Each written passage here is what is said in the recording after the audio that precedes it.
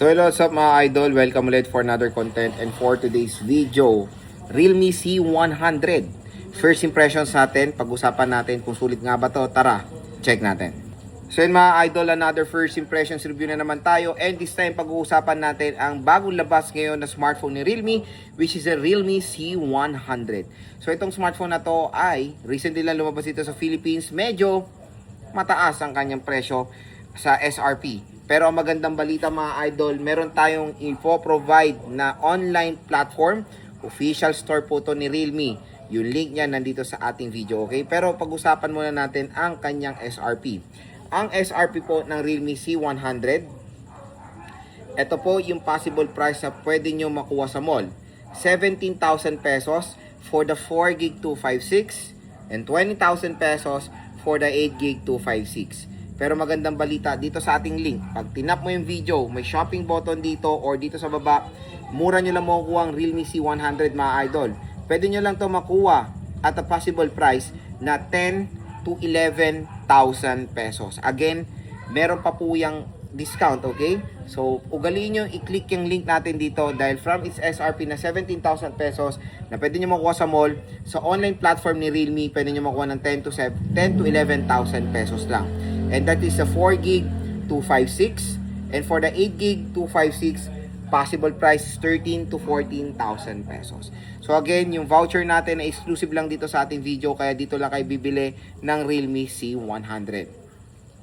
So sa video na to, pag-uusapan natin yung overall specifications ni Realme C100. Bibigyan ko kayo ng first impression. Again, pwede tayo magbigay ng first impressions sa mga bagong labas sa smartphone kahit wala pa po yung unit mismo sa atin. Dahil bumili na tayo niyan, umorder na tayo, inuna ko rin yung Realme C100i. Dahil very familiar naman tayo sa mga specifications, i-share natin sa mga consumers natin kung sulit nga ba talaga siyang bilhin sa kanyang sale price ngayong 2026. So, una muna natin pag-uusapan yung overall specifications si Realme C100. Si Realme C100 ay merong 6.8 inches. It's IPS LCD display with the resolution of HD+ 720p. In fairness, for the nits of brightness, mataas. 1200 nits of brightness, partial display, 120Hz screen refresh rate siya. Operating system out of the box, it is Android 16 with Realme UI version 7.0. Woo! Processor is the MediaTek Helio G92 Max. Aba, may Max na ha. Pero still, it's a 12 nanometer processor, octa-core CPU with a clock speed of 2.0 GHz, and sa GPU is Mali G52. Pero siyang 50 megapixel main camera and 8 megapixel front-facing camera, dual steer speakers, at pagdating sa battery, ito pinakapaldo, 8,000 mAh na removable battery with 45 watt fast charging. And napakaganda ng protection niya. It is protected ng IP69K, IP68 or IP69, water and dust resistant.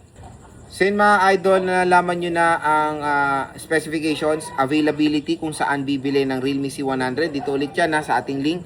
Tap mo yung video, ayan, view products dito. Mura at bagsak presyo lang mo ko yung Realme C100, or dito may link dito.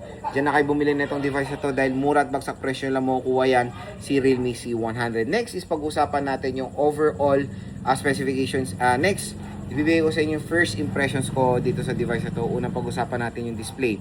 Screen size okay, refresh rate okay,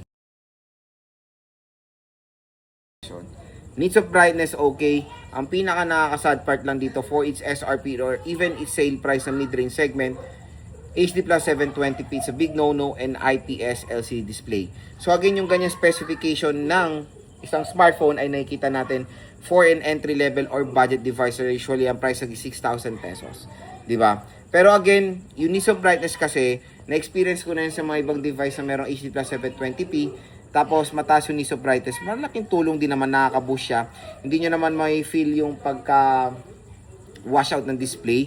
So malaking tulong yung nits of brightness niya. Pero again, specs wise, compare sa mga ibang devices, medyo hindi kaaya-aya ang HD+ 720p for a price tag na above 10,000 pesos. Pero ibang specification ng display, maganda naman din. Good news, sa Android 16 na to out of the box with Realme UI version 7. Pero itong bad news, real talk bad news, kahit sale price, MediaTek Helio G92 Max. Ewan ko ba kung saan nila napulot yung ganong pangalan. bagong labas bagong tunog eh. Pero kung pag-aaralan nyo yung processor niya sa octa-core CPU and clock speed and GPU, pareho lang sa mga MediaTek Helio na matagal ng mga processor, G85, yung mga ganyan, G90, di ba? G99. So, kumbaga, it's 2.0 GHz, Mali G57 na typical na specification ng isang entry-level chipset. Again, yung presyo kasi nito, pang mid-range na. So, kung solid gamer kayo, hardcore gamer, definitely is a big no-no when purchasing the Realme C100. Meron pang mga ibang devices sa ganitong presyo na sobrang lupit na mga processor, like Poco, Infinix, Tecno, lahat. Marami pa pong mga mas better ang processor dito. Kumbaga si Realme C100, meron siyang specific advantage sa ibang side, kumbaga, na aspect. Mamaya pag-uusapan natin yan. Pero when it comes sa usapang performance, hindi naman po mabagal ang G92. Mabilis din naman siya pag sa mga day-to-day tasks, casual things, opening of application, surfing the net, nanonood. Pero kung gaming, I think pwede lang dito, or the best na magiging comfortable kayo maglaro dito is COD, Mobile Legends, and Honor of Kings. Pero pag Genshin or WoW, wag nyo nang balakin. Medyo hindi ganon kaganda ang performance niya. Camera is very typical for an entry level or budget smartphone. It's 50 megapixel and 8 megapixel front-facing camera. Yung specification ng kanyang camera hindi perfect din for its price. Usually ang gaganda, sobrang gaganda ng mga camera sa presyo na 10,000 pataas. Sony Lithia sensor, di ba? 4K resolution support, 8 ultra-wide camera. So medyo OLEDs din yung specification ng kanyang camera for its price, even for its sale price na 10 to 11,000 pesos. Yun pa, yung RAM at ROM. New normal na nga ang 4GB of RAM, pero wag niyo namang maging OA. 17,000, 16,000, 4GB of RAM SRP, wag na. Wag niyo nang balakin. Pero kung, yun nga, nag-sale price din siya ng 10 to 11, medyo mataas pa rin for 4GB of RAM. Especially 4G. Kung 5G, medyo acceptable, pero 4G to, mababa na processor, 4GB of RAM pa. Hindi ko alam kung saan nila pinulot yung ganung presyo ng device na to. Medyo, real talk, medyo nagiging overpriced na ang Realme C100 even for its sale price. Pero sulit naman ang kanyang storage is 256GB of internal storage naman. Doon naman bumawi si Realme. At meron din naman siyang 8GB of RAM, magdadagdag kayo na I think 2 to 3,000 pesos, diba? So kung meron kayong ganyang budget, idagdag nyo. Pero again, hindi pa rin sulit yung ibang specification niya. Kumakuha siya ng 13,000 pesos. Maganda naman dito is support niya ang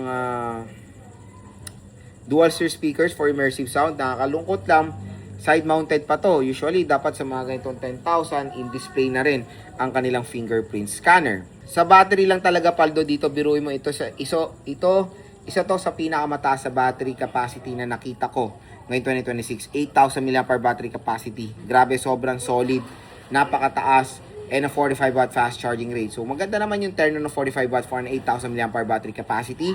So kung naghanap kayo ng working phone, ito magandang i-recommend din dahil ang laki ng battery, solid, ang tagal nito malobat, panigurado.